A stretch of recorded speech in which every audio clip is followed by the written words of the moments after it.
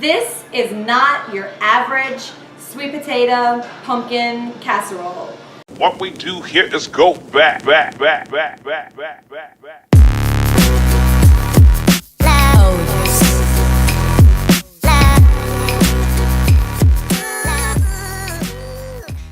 Most people make sweet potato or pumpkin casseroles using sweet potatoes with butter, brown sugar. They top it with either marshmallows, or in the South we like to put pecan on top. This is not that type of casserole. This is going to be a savory pumpkin casserole. Here we go. I doubled the recipe because I'm trying to feed a larger group of people. So I just doubled some of the ingredients in my original recipe. So I went from 3 cloves of garlic to 6 cloves, but I just felt that was so much garlic that I think I brought it back to about 5 cloves. So I'm gonna add that to my big bowl. I'm gonna add my salt, which they called for 1/4 teaspoon. I probably tripled that as well with my French fry seasoning. You're gonna add your eggs, 4 large eggs, and you're gonna add 1 cup of heavy cream. And it says to give this a good whisk. So I'm gonna make sure my eggs are completely separated into my cream and my garlic. Man, it smells good already, and it's just garlic and heavy cream. I have never made anything like this, not even close to this. So I am taking a huge risk to serve teachers tomorrow a dish that I have never created before. All right, so now that we have whisked this together, we're going to add the pumpkin puree. This is 1 large can, which is 29 ounces. I'm just rounding up to say about 30 ounces of pumpkin puree. And it just says to whisk it in. So I'm going to empty the bowl, and then I'm going to use my whisk to get it all mixed in. You don't want to whisk too hard because you will have pumpkin and egg mixture flying all around the place.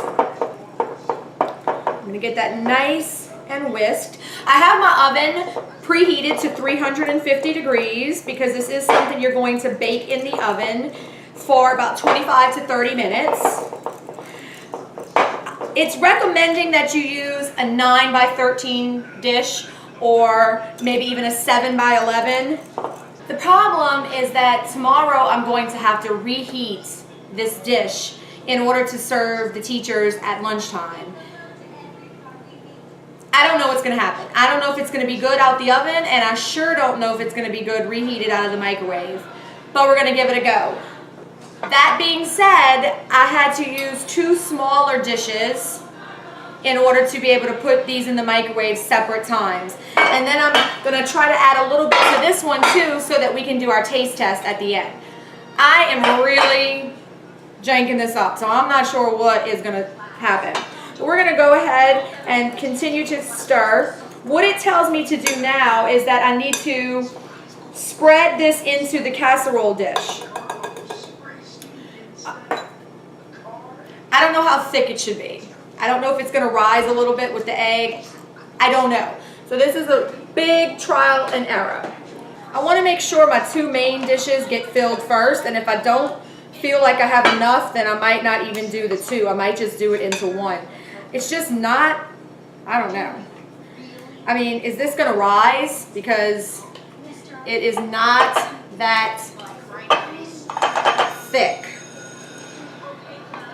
And if that's the case, I just made 2 batches and it only fit into 1 dish. I don't know what would happen if you would have only made 1 part of this dish, because it's hardly fitting into the 2 small ones. So I'm definitely not going to use this 3rd pan. I'm going to put this one aside. And I'm going to be using just these 2 pans. A little disappointed because it's not as much as I was anticipating to make for a crowd. Although, should it be thinner than this? I don't know. I guess it's kind of like just a scoop. You scoop a little bit out. You know what? It's a taste test. It is what it is. So this one I'm gonna get ready for me to be able to taste. See what happens. Now what I didn't do yet is I didn't taste this. Wow, that's actually pretty good like that. A little garlicky. It has a really good flavor already. I'm actually surprised. This might be really good in the end. I'm not gonna put this one back into the teacher pan, don't worry. I decided to do a smaller container. It's a 2-quart container, and it's going to be a little bit thicker than I think I was anticipating it to be, but that's okay. We're ready to add the toppings to our savory pumpkin casserole. In here is a bunch of ricotta cheese. I did not measure it out. The recipe called for 6, I doubled it, so I'm thinking 12. So I want this to be full of ricotta cheese.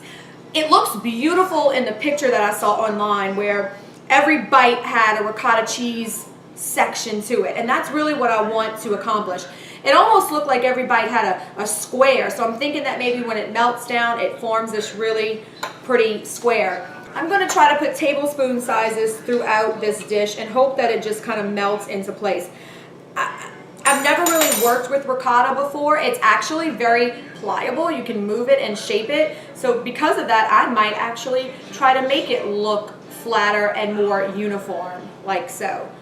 And that's what I'm going to do. I'm going to ply it. I'm going to play with it and make it into a shape that looks very presentable. I'm going to put the next one right next to it because I feel like I want a lot of ricotta cheese in this dish. I feel like the pumpkin is going to be a strong flavor, so the ricotta cheese is going to add a creaminess to it. That's what I'm hoping for. Again, I'm not sure what's going to happen when I bake this ricotta cheese. Is ricotta cheese, is it going to melt a lot? Is it going to melt too much? Is it going to be too thick? I'm not sure. This is all a guessing game that we're going to find out together. What happens when I bake this dish? I know that you use ricotta cheese in lasagnas. I don't know if I've ever made a lasagna before, and if I have, I don't know if I've used ricotta cheese. I really don't. So, but this is actually, I don't even know what it tastes like. Okay, it doesn't even have much of a flavor, so I'm assuming, just like I said before, it's going to add a creaminess to it. Just another dimension, another layer. I want it to look pretty. I want it to look appetizing, and I want people to say, what is that? She created a dish that we've never seen before. So the next part is the real test for me. I'm really uneasy about what I'm going to add to the next part of this. Because it's all of the herbs, which I don't know how much to add. I want to also top this off with a little bit more of this French fry seasoning, just because I feel like the dish could use a little extra salt. Maybe I should have salted it before I did this, but there we go. You're going to sprinkle the Parmesan cheese on top, so we're adding this is what the recipe called for, this whole container of it. I feel like that is a lot of Parmesan cheese, and I just don't think that I'm going to add all of this. In this container was 4 tablespoons of Parmesan cheese, and I feel like I might just use half of it. I feel like it's just going to be too much for this small little pan. Maybe if it was a bigger pan and it was spread out a little more, then that might have worked. But for right now, that's all I'm going to put. I'm going to leave about 1.5 tablespoons still in the container. Next thing it says to do is sprinkle the thyme, rosemary, and sage. I know that this ground thyme is very strong and you don't want to put too much of it. So I want to be really careful. I usually have already had it measured out in a little bowl, but I really want to see what I'm doing. So I'm kind of shaking it on my hand first to kind of feel. I just want to get that you can see a little bit of the green. I don't want to overdo it. I don't want people to say, wow, that was so much thyme. Because I feel like thyme is pretty strong. It doesn't look very appetizing yet. I sure hope it turns out a little appetizing. So I know I didn't put 1/2 teaspoon of thyme. I know that. I just sprinkled a very light coating on top. I am going to use a little bit more of the sage. The sage smells really good. I need to see what it looks like in my hand so I can figure out how much to spread. Oh, that's pretty. So I can get a close-up view of that. That's the sage. That looks pretty good. That makes it actually look really pretty. So I'm gonna, since I don't have rosemary in here, I'm gonna add a little bit more of the sage on top. Hopefully that I don't overdo it. I don't know. I want that green to show. Part of me wants to put some green onions on it or some parsley just to kind of give it some color, but I'm not. I'm going to leave it alone. And I'm done. Now I'm going to bake it for 25 minutes in a preheated 350-degree oven and see what happens.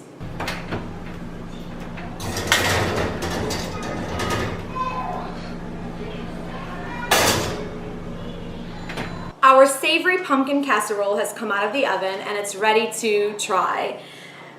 Let's see. I'm going to try to get a bite with the ricotta cheese and the pumpkin. So the pumpkin has definitely thickened up. It's a little bit thinner than the consistency of a pumpkin pie, but it's nice and thick, doesn't really fall off of the fork, so that's kind of good. The ricotta cheese is still intact. It didn't really melt and spread.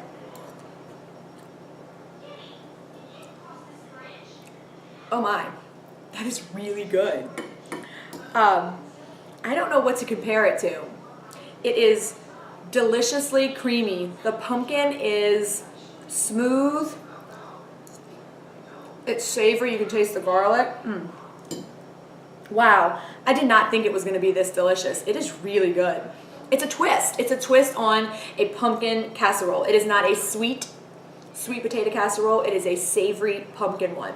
Try this. It really is good. I am going to serve this again at Thanksgiving. I think it's a unique dish that a lot of people will enjoy.